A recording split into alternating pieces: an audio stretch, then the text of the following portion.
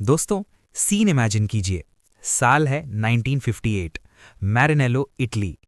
एक आदमी अपनी फरारी 250 जीटी चला रहा है। वो आदमी अमीर है, सक्सेसफुल है, लेकिन वो खुश नहीं है। जब वो एक्सेलरेटर दबाता है तो इंजन चीखता है, लेकिन कार आगे नहीं बढ़ती। क्लच फिसल रहा है, स्लिपिंग। ये आदमी कोई आम कस्टमर नहीं है, ये एक मैकेनिक है। इसे मशीन्स की आत्मा यानी सोल समझ आती है। उसे पता है कि फरारी की क्लच में प्रॉब्लम है।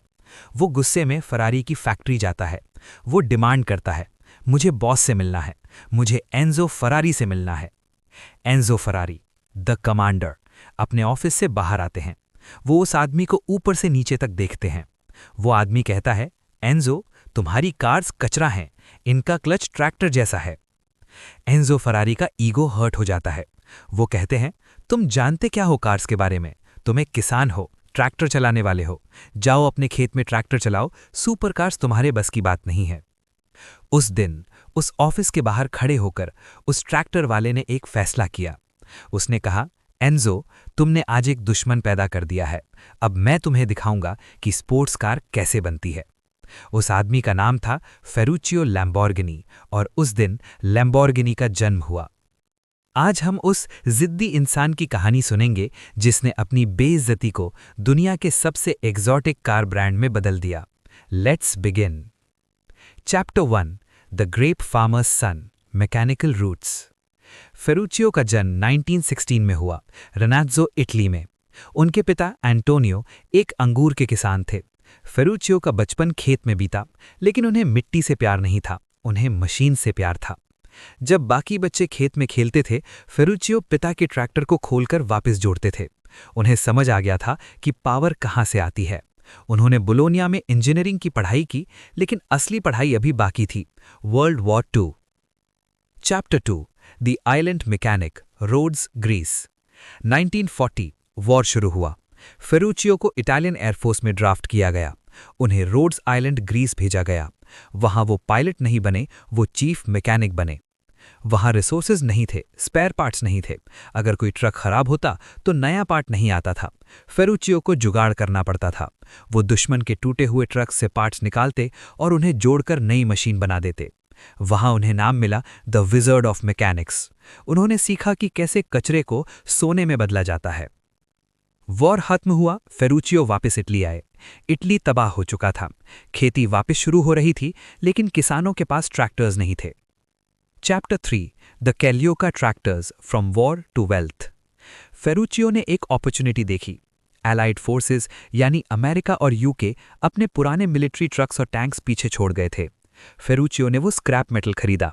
उन्होंने उन ट्रक्स के इंजन्स निकाले और उन्हें मॉडिफाई करके ट्रैक्टर्स बना दिए।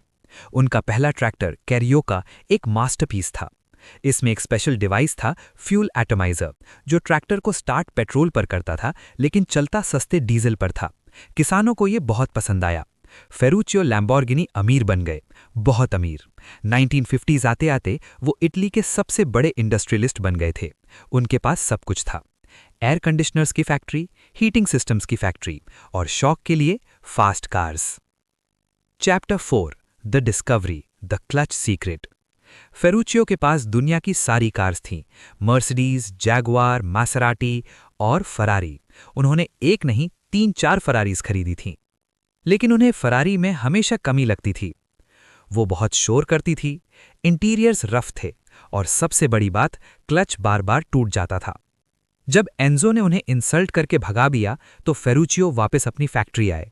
उन्होंने अपनी फरारी का ट्रांसमिशन खोला। जब उन्होंने क्लच प्लेट देखी तो वो हैरान रह गए। ये वही क्लच प्लेट थी जो वो अपने ट्रैक्टर्स में यूज करते थे। Same part, same supplier. फर्क सिर्फ ये था कि ट्रैक्टर में ये 10 लीरा का आता था, फरारी इसके लिए 1000 लीरा चार्ज करता था। फेरुचियो ने कहा, ये मुझे बेवकूफ़ बना रहा है, मैं इससे बेहतर कार बना सकता हूं, वो भी इससे कम दाम में। Chapter 5, the poaching, stealing the brains. Ferruccio जानते थे कि वो अकेले इंजन नहीं बना सकते, उन्हें बेस्ट इंजीनियर्स चाहिए थे। और बेस्ट इंजीनियर्स कहाँ थे? फरारी में। किस्मत से उसी वक्त फरारी में एक पैलेस रिवोल्ट हुआ था। एंजो फरारी ने अपने टॉप इंजीनियर्स जियोटो बिजरीनी, कार्लो चिटी को निकाल दिया था। फेरुचियो ने उन्हें तुरंत हायर कर लिया। फेरुचियो ने बिजरीनी से कहा, मुझे एक V12 इंजन चाहिए, लेकिन फरारी जैसा नहीं, उससे बेहतर। फरारी का इंजन रेस ट्रैक के लिए है, मेरा इंजन रोड के लिए होगा, स्मूथ, पावरफुल, रिलायबल। बिजरीनी ने इंजन बनाया 3.5 लीटर V12। जब डायनो टेस्ट हुआ तो इंजन ने 360 हॉर्स पावर निकाली, फरारी की कार से 100 HP ज़्यादा। लैम्बोर्गिनी के पास अब दिल यानी हार्ट था। Chapter 6 The 350 GTV The First Strike 1963 Turin motor show. Ferruccio ने अपनी पहली कार दिखाई, लैम्बोर्गिनी 350 GTV। लोगों ने देखा और कहा, यह सुंदर है, लेकिन क्या ये चलेगी? फेरुचियो ने बॉनेट खोलने से मना कर दिया। क्यों? क्योंकि इंजन कार में फिट ही नहीं हुआ था। शो के दौरान बॉनेट के नीचे ईंटें यानी ब्रिक्स भरी हुई थीं, ताकि हाइट सही लगे। इंजन बगल में रखा था। ये एक ब्लफ था, लेकिन डिज़ाइन इतना अच्छा था कि ऑर्डर्स आ गए। फेरुचियो ने फैक्ट्री सेटअप की, सेंट अगैटा बोलोग्नीज में, फरारी की फैक्ट्री से थोड़ी ही दूर। उन्होंने फैक्ट्री का लेआउट ऐसा बनाया कि प्रोडक्शन फास्ट हो। और लोगों क्या चुना? द रेजिंग बुल यानी सांड, क्योंकि फेरुचियो का ज़ोडिएक साइन टॉरस था और वो दिखाना चाहते थे कि घोड़ा सिर्फ दौड़ सकता है, लेकिन सांड टक्कर मार सकता है। Chapter 7 the Miura the most beautiful car. Ferruccio ने अच्छी कार्स बनाई, 350 GT, 400 GT, लेकिन वो सुपर कार्स नहीं थीं।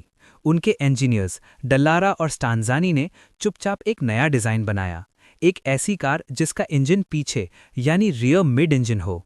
उस वक्त सिर्फ रेस कार्स में इंजन पीछे होता था, सड़क की कार्स में इंजन आगे होता था। उन्होंने फेरुचियो को डिज़ाइन दिखाया। फेरुचियो ने कहा, यह पागलपन है, लेकिन चलो बनाते हैं।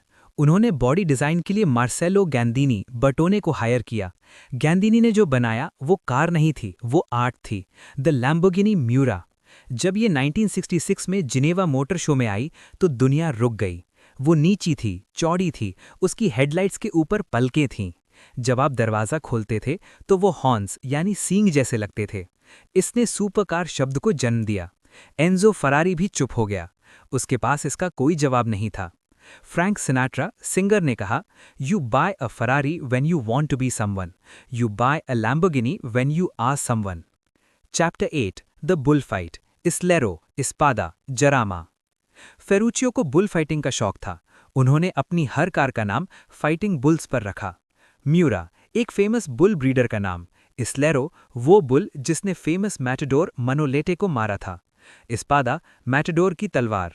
फेरुचियो अब जीत चुके थे। वो फैक्ट्री में अपनी शर्ट उतारकर घूमते थे, वर्कर्स के साथ काम करते थे, वो लंच ब्रेक में वाइन पीते थे। वो एंजो फरारी की तरह गॉड नहीं बनना चाहते थे, वो फ्रेंड बनना चाहते थे। लेकिन हर एम्पायर का अंत आता है। Chapter 9 the perfect storm, the fall. 1970s फेरुचियो के लिए सब कुछ गलत होने लगा। 1 ट्रैक्टर बिजनेस। उन्होंने बोलिविया गवर्नमेंट के लिए 5000 ट्रैक्टर्स बनाए। बोलिविया में कू यानी तख्ता पलट हो गया, ऑर्डर कैंसिल। फेरुचियो के पास हजारों ट्रैक्टर्स पड़े रह गए, लॉस। 2 labour strikes. इटली में यूनियंस ने स्ट्राइक कर दी, फैक्ट्री बंद। 3 ऑयल क्राइसिस 1973। पेट्रोल महंगा हो गया, लोगों ने सुपरकार्स खरीदना बंद कर दिया। फेरुचियो ने देखा कि उनका सपना डूब रहा है। उन्होंने अपनी ट्रैक्टर कंपनी बेच दी समीर ग्रुप को और 1974 में उन्होंने ऑटोमोबिली लैम्बोर्गिनी का बचा हुआ 49% हिस्सा भी बेच दिया। वो अपनी ही कंपनी से बाहर हो गए। जिस कंपनी को उन्होंने अपनी जिद से बनाया था वो अब उनकी नहीं थी। Chapter 10 the Countach and the vineyard. जाने से पहले फेरुचियो ने दुनिया को एक आखिरी तोहफा दिया, द कॉन्टाश। ये कार स्पेसशिप जैसी दिखती थी। इसके दरवाजे ऊपर खुलते थे, सिजर डोर्स।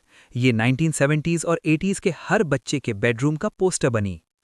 कंपनी बेचने के बाद फेरुचियो वापस वहां गए जहां से शुरू किया था, मिट्टी में। उन्होंने उम्रिया में एक एस्टेट खरीदा, ला फ्योरिता।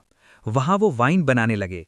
उन्होंने कार बनाना छोड़ दिया, लेकिन इंजन से प्यार नहीं छोड़ा। वो अपने गोल्फ कार्ट को मॉडिफाई करके तेज चलाते थे। एक इंटरव्यू में उनसे पूछा गया, क्या आपको दुख है कि लैम्बोर्गिनी अब आपकी नहीं है?